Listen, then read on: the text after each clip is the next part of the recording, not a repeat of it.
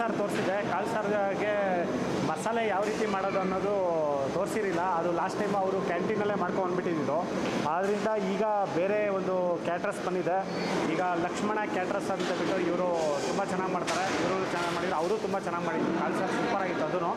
ಈಗ ಅವರು ಇನ್ನೂ ಸ್ವಲ್ಪ ಲೇಟ್ ಆಗುತ್ತೆ ಅಂತಂದ್ರು. ಆ ಕಾರಣಕ್ಕೆ ನಾನು ಬೇರೆ ಕ್ಯಾಟ್ರಸ್ ಹತ್ರ ಮಾತಾಡಿ ಈಗ ಒಂದು ಜಾತ್ರೆಯಲ್ಲಿ ಮಾಡ್ತಾರಂಥದ್ದು ಒಂದು ಕಾಳು ಸಾರಿಗೆ ಮಾಡ್ತಾರಂಥ ಒಂದು ಮಸಾಲೆ ಯಾವ ರೀತಿ ಮಾಡ್ತಾ ಇದ್ದಾರೆ ಅಂತ ಬಿಟ್ಟು ನಾನು ಈ ವಿಡಿಯೋದಲ್ಲಿ ನಿಮಗೆಲ್ಲರೂ ತೋರಿಸ್ತೀನಿ, ನೋಡ್ತಾ ಇದ್ದೀನಿ. Thank you.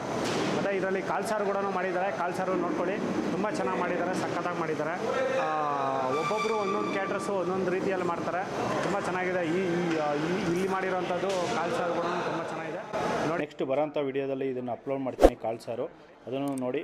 ಇಷ್ಟ ಆದರೆ ದಯವಿಟ್ಟು ಲೈಕ್ ಮಾಡಿ, ಶೇರ್ ಮಾಡಿ, ಸಬ್ಸ್ಕ್ರೈಬ್ ಮಾಡಿ. ನೋಡಿ, ಇದು ಕಾಳು ಸಾರು ಈಗ ಬೇಕಿಟ್ಟಿದ್ದಾರೆ. ಕಾಳು ಸಾರಿಗೆ ಮಸಾಲೆ ಮಾಡ್ಕೊತಾ ಇದ್ದಾರೆ ನೋಡಿ. ಈಗ ಮಸಾಲೆ ಯಾವ ರೀತಿ ಮಾಡ್ತಾರೆ ಅಂತ ಬಿಟ್ಟು ನಾನು ತೋರಿಸ್ತೀನಿ, ನೋಡ್ತಾ ಇರಿ. ಸ್ಕಿಪ್ ನೋಡಿದ್ರೆ ನೀವು ನಿಮ್ಮ ಮನೆಯಲ್ಲಿ ಕಾಳು ಸಾರಿಗೆ ಮಸಾಲೆ ಯಾವ ರೀತಿ ಮಾಡ್ತಾರೆ ಅನ್ನೋದನ್ನು ಈಗ 5 ರಿಂದ 10 ನಿಮಿಷ ಒಳಗಡೆ ನಿಮ್ಮ ಒಂದೇ ಒಂದು ವೀಡಿಯೋದಲ್ಲಿ ನೀವು ಮಸಾಲೆ ಯಾವ ರೀತಿ ಮಾಡ್ಕೊಳ್ಬೋದು ಅಂತ ಬಿಟ್ಟು ನೀವು ನೋಡ್ತಾ ಇರಿ. ನೋಡಿ, ಈಗ ಎಣ್ಣೆ ಕಾದಿದೆ. ಎಣ್ಣೆ ಕಾದ್ಮೇಲೆ ಹಿಂಗು ಹಾಕ್ಕೊಂಡಿದ್ದಾರೆ. ಹಿಂಗು ಮತ್ತು ಮೆಂತೆ 1 ಇಡಿ ಹಾಕ್ಕೊಂಡಿದ್ದಾರೆ. ಈಗ 1-2 ಇಡಿಯಷ್ಟು ಕಡಲೆಬೇಳೆ ಹಾಕ್ಕೊಂಡಿದ್ದಾರೆ. ಕಡಲೆಬೇಳೆ ಹಾಕ್ಕೊಂಡು ಈಗ ಫ್ರೈ ಮಾಡ್ತಾ ಇದ್ದಾರೆ.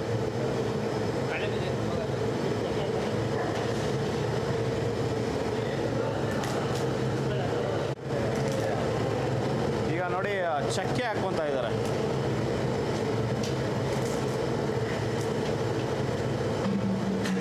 ಚಕ್ಕೆ ಸ್ವಲ್ಪ ಹಾಕ್ಕೊಂಡಿದ್ದಾರೆ.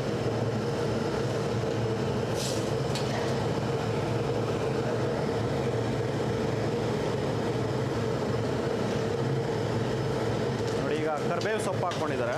ಹಸಿ ಕರಿಬೇವು ಸೊಪ್ಪು ಇದು.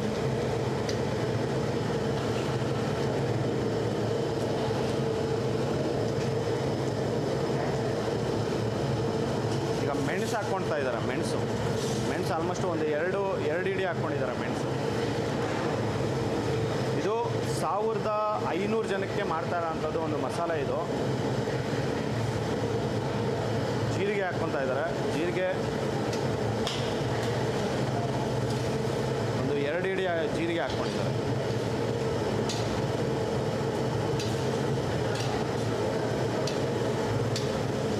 ಇದೇನು ಸರ್, ಬೆಳ್ಳುಳ್ಳಿ ಹಾಕ್ಕೊಂಡ್ರಾ? ಬೆಳ್ಳುಳ್ಳಿ 1 ಇಡಿ ಬೆಳ್ಳುಳ್ಳಿ ಹಾಕ್ಕೊಂಡಿದ್ದಾರೆ. ಜಜ್ಜಿರೋ ಅಂಥ ಬೆಳ್ಳುಳ್ಳಿ ಇದು.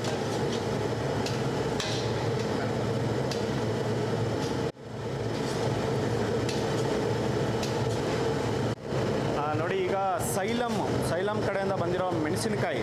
ಇದು ಖಾರ ಇರುತ್ತಾ ಸರ್? ಇದು ಫುಲ್ ಖಾರದ ಮೆಣಸಿನಕಾಯಿ. ನೋಡಿ, ಖಾರದ ಮೆಣಸಿನಕಾಯಿ ಸೈಲಮ್ ಕಡೆಯಿಂದ ತಂದಿರೋಂಥದ್ದು. ಅದನ್ನು ಒಂದು 2 ಇಡಿ ಹಾಕ್ಕೊಂಡಿದ್ದಾರೆ ನೋಡಿ. ಈಗ ಬ್ಯಾಡಿಗೆ ಮೆಣಸಿನಕಾಯಿ ಹಾಕ್ಕೊತಾ ಇದ್ದಾರೆ. 2 ಇಡಿ ಆಗೋಷ್ಟು ಬ್ಯಾಡಿಗೆ ಮೆಣಸಿನಕಾಯಿ.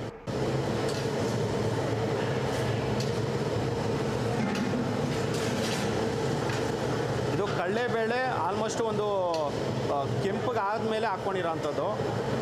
ಜೀರಿಗೆ ಕಡಲೆಬೇಳೆ ಎಲ್ಲ ಸ್ವಲ್ಪ ಫ್ರೈ ಆದಮೇಲೆ ಇದನ್ನು ಹಾಕ್ಕೊಂಡಿರೋಂಥದ್ದು. ಈಗ ಮತ್ತು ಗಸಗಸೆ ಹಾಕ್ಕೊಂಡಿದ್ದಾರೆ. ಒಂದು 2 ಇಡಿ ಆಗೋಷ್ಟು ಗಸಗಸೆ ಹಾಕ್ಕೊಂಡಿದ್ದಾರೆ.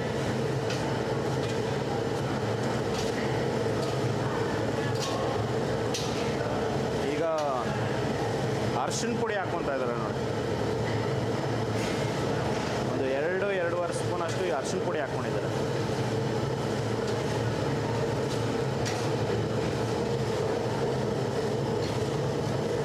ಈಗ ಧನಿಯಾ ಹಾಕ್ಕೊತಾ ಇದ್ದಾರೆ. ಧನಿಯಾ ಬೀಜ, ಧನಿಯಾ ಕಾಳು.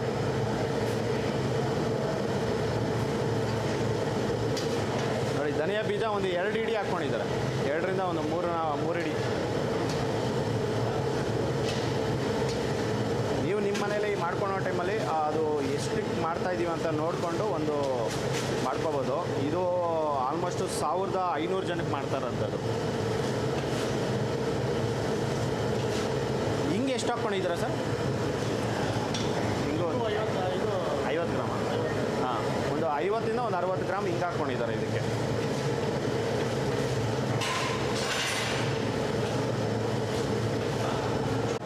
ಈಗ ಗೋಡಂಬಿ ಹಾಕ್ಕೊತಾ ಇದ್ದಾರೆ. ಎಷ್ಟು ಮೆಣಸಿನ್ಕಾಯಿ ಹಾಕಿದ ಮೇಲೆ ಒಂದು 5 ನಿಮಿಷ ಆಗಿದೆ. ಒಂದು 4 ರಿಂದ 5 ನಿಮಿಷ ಆದಮೇಲೆ ಈಗ ಗೋಡಂಬಿ ಹಾಕ್ಕೊಂಡಿರೋ ಅಂಥದ್ದು.